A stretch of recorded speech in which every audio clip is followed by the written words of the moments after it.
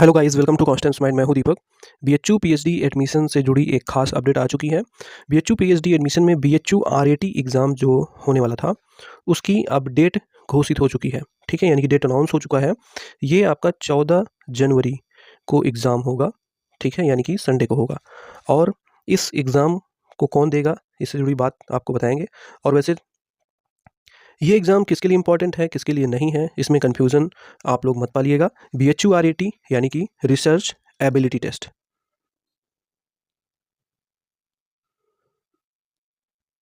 इसमें जो है आप सभी को रिसर्च प्रपोजल राइट करना होगा। ये रिसर्च प्रपोजल राइटिंग के लिए है। इसमें इंपॉर्टेंट इंस्ट्रक्शंस कुछ आए हुए हैं, वो हम आपसे डिस्कस करेंगे। एडमिट कार्ड कब तक अवेलेबल होगा वो भी बताएंगे। इसमें एग्जाम कैटेगरी के लिए ये आरईटी होने वाला है।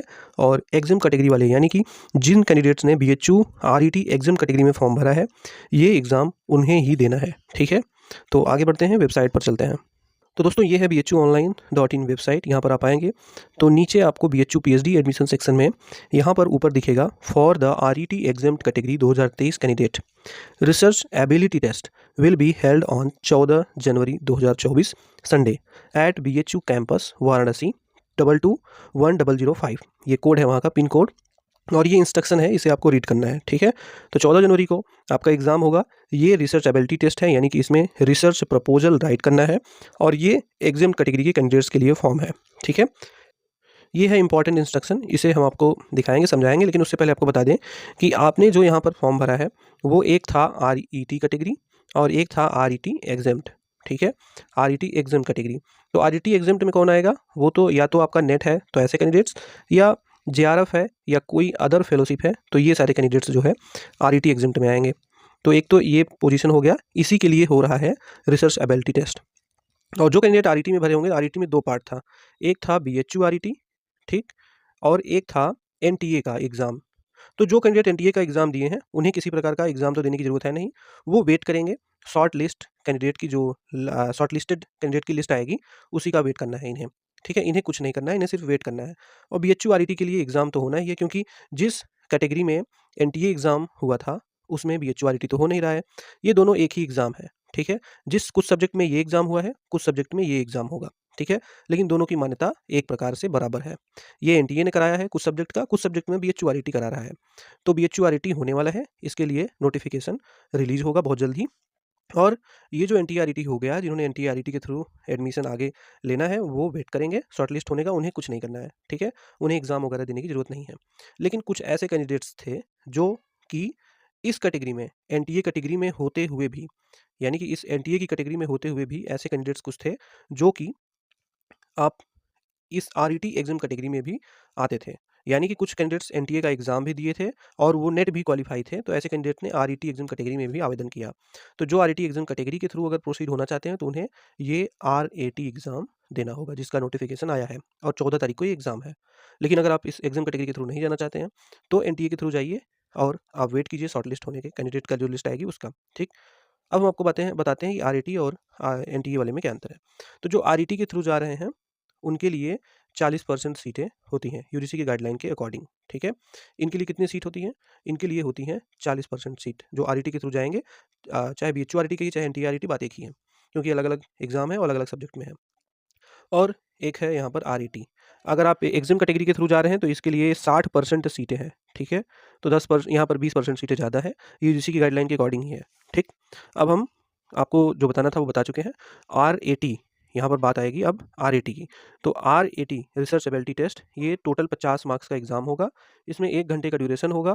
ये एग्ज़ाम में आपको एक रिसर्च प्रपोजल लिखना होगा, और topic related to main discipline, जो आपका मेन डिसिप्लिन का टॉपिक रहेगा, उसी डिसिप्लिन में। ठीक है, या the discipline in which he she has obtained the post graduate degree, या आप जिस डिसिप्लिन में पोस्ट ग्रेजुएट डिग्री अपना कंप्लीट किए हैं वो। ठीक है, क्योंकि कुछ लोग एलाइड डिसिप्लिन में आवेदन किए हैं और मेन डिसिप्लिन उनका पीजी का है। तो जो एलाइड डिसिप्लिन में आवेदन किए हैं और मेन डिसिप्लिन पीजी का है, तो मेन डिसिप्लिन से उनका रिसर्च प्रपोजल होना चाहिए। ठीक, और तीसरा पॉइंट यहाँ पर रिसर्च प्रपोजल में बताया गया है कि 5 डोमेन होना चाहिए: इंट्रोडक्शन एंड प्रॉब्लम स्टेटमेंट, दूसरा review of literature, literature gap, and तीसरा aims objective research question hypothesis. ठीक है, चौथा है methodology and source of data, पांचवा ethical consideration, implication, justification, relevance of the study. इसमें ऑब्लिक दिया है, यानी कि या, इसका मतलब या होता है। ये जो है सभी पांचों पॉइंट 10-10 मार्क्स के होंगे। इन पाँचों पॉइंट पे आपको 10-10 मार्क्स डिवाइड किया गया है, 10-10 मार्क्स में से मिलेगा। The answer sheet for the set test will be provided by the university. आपको एक आंसर शीट मिलेगी और उस आंसर शीट के साथ आपको एक रफ शीट भी मिलेगी। तो आपको अगर किसी प्रकार का रफ कार्य करना है तो आप रफ शीट पर कीजिए। उस आंसर शीट में आपको किसी भी प्रकार का टिक, मार्क्स या उसमें किसी भी प्रकार का आपका व्हाइटनर इन सब का प्रयोग बिल्कुल नहीं करना है। इसमें बहुत ही क्लियरली कहा गया है कि आपको आंसर शीट में किसी भी प्रकार की छेड़छाड़ नहीं करनी है। ऐसा होगा तो आपका कैंडिडेचर कैंसिल कर दिया जाएगा।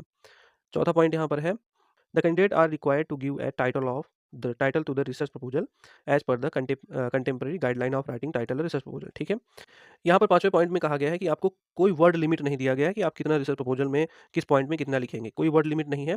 लेकिन जितना स्पेस आपको आंसर शीट में मिलेगा हर एक कंपोनेंट्स के लिए, हर एक डोमेन्स के लिए, मतलब पाँचों में सभी का आपको पर्याप्त स्पेस मिलेगा। उसके बाद अगर आप उसमें नहीं लिख पाते हैं तो आपको एडिशनल आंसर शीट नहीं दी जाएगी। आपको लिखना उतने में ही है जितना स्पेस दिया गया है, और ये डिसाइड नहीं किया गया है इसमें कि आपका वर्ड लिमिट कितनी होनी चाहिए। आप अपने हिसाब से लिखिए, लेकिन जितना स्पेस दिया गया है उससे ज़्यादा आपको नहीं दिया जाएगा स्पेस। ठीक है, यानी कि दूसरी आंसर शीट नहीं दी जाएगी।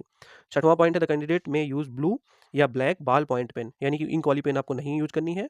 आप डॉट या बॉल, ये जो बॉल पॉइंट पेन होता है इसे यूज़ करें। ठीक है, सातवें पॉइंट में यहाँ पर ये सब लिखा गया है, बहुत इंपॉर्टेंट चीज़ है कि आपको अपनी आंसर शीट में किसी भी प्रकार का स्पेसिफिक साइन नहीं बनाना है, ना सिंबल बनाना है, ना अदर टाइप का कोई भी self identity disclosing pattern use करना है, कोई वर्ड नहीं लिखने हैं अदर, कोई फ्रेज इस्तेमाल नहीं करना है आंसर शीट पे, जिससे कि ये मालूम हो कि ये आपको कोई पहचान सके कि ये आपका आंसर शीट है। ठीक है, it such identify disclose if such identify disclosing special symbol, sign pattern और use of highlighter sketch pen is noted.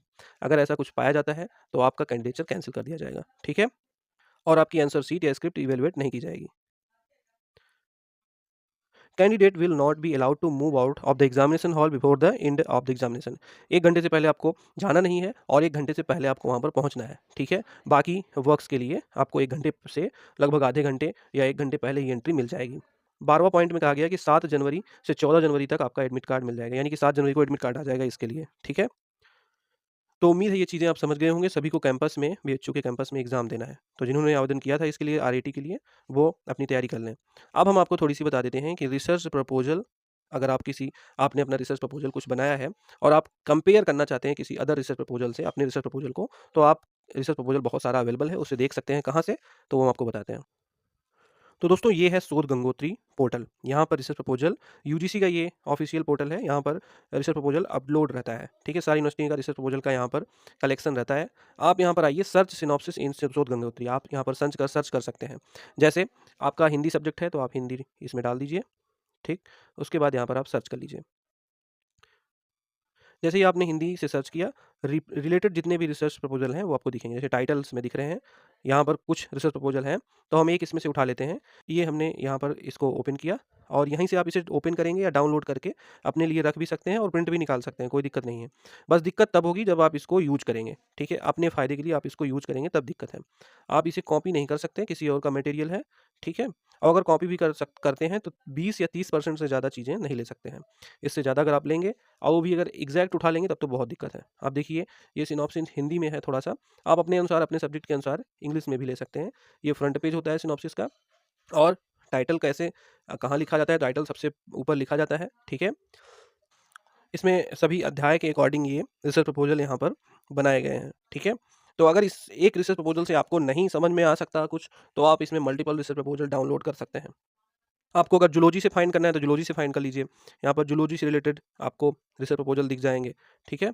जैसे डिपार्टमेंट ऑफ जूलॉजी का ये कलेक्शन है, डिपार्टमेंट ऑफ जूलॉजी चूज़ कर लीजिए। यहाँ पर सबसे पहले 23 जून 2022 का है, eco biology of fresh water bryozoa. इसे देखेंगे तो यहाँ पर व्यू करेंगे इसे। ये देखिए फाइनल सिनॉप्सिस है, ये जूलॉजी सब्जेक्ट्स का है। ठीक है? इसमें सबसे पहले इंट्रोडक्शन दिया गया है। इंट्रोडक्शन कैसे लिखा गया है, कितना, वो आप देख सकते हैं। फिर इंट्रोडक्शन का ये पेज है। उसके बाद chapter scheme of proposed thesis work, यानी कि इसमें जो चैप्टर्स हैं वो सबसे पहले इंट्रोडक्शन है। इंट्रोडक्शन के बाद इन्होंने चैप्टर स्कीम रखा है। चैप्टर स्कीम पहले होगी फिर इंट्रोडक्शन होगा। ठीक है, तो इंट्रोडक्शन पहला पॉइंट है, रिव्यू ऑफ लिटरेचर है, मेथोडोलॉजी है, रिजल्ट एंड डिस्कशन है, फिर कंक्लूजन है। रेफरेंस वगैरह भी रहता है, तो आपको रेफरेंस वगैरह भी ऐड करने हैं। ठीक है, लास्ट में देखिए इन्होंने रेफरेंस ऐड किया है बट चैप्टर्स में इसे नहीं लिखा है। ठीक है, तो आप जब रेफरेंस नीचे ऐड करते हैं तो आप ये जो चैप्टर स्कीम है, जो इन्होंने चैप्टर स्कीम लिखा है, इसमें भी ये ऐड करें, क्योंकि जब आपका कोई भी रिसर्च प्रपोजल कोई देखता है तो चैप्टर स्कीम वो पहले देखते हैं कि इसमें इन्होंने क्या-क्या लिख के रखा है, कितने-कितने इन्होंने इसके चैप्टर बनाए हैं, ठीक है? तो ये तो बात थी आपकी आरईटी से जुड़ी जो हमने आपको बताई। अगर आपको अच्छी लगी तो एक लाइक कर दीजिएगा, चैनल पर अगर नए हैं तो सब्सक्राइब करके बेल आइकन को जरूर प्रेस कर लीजिएगा।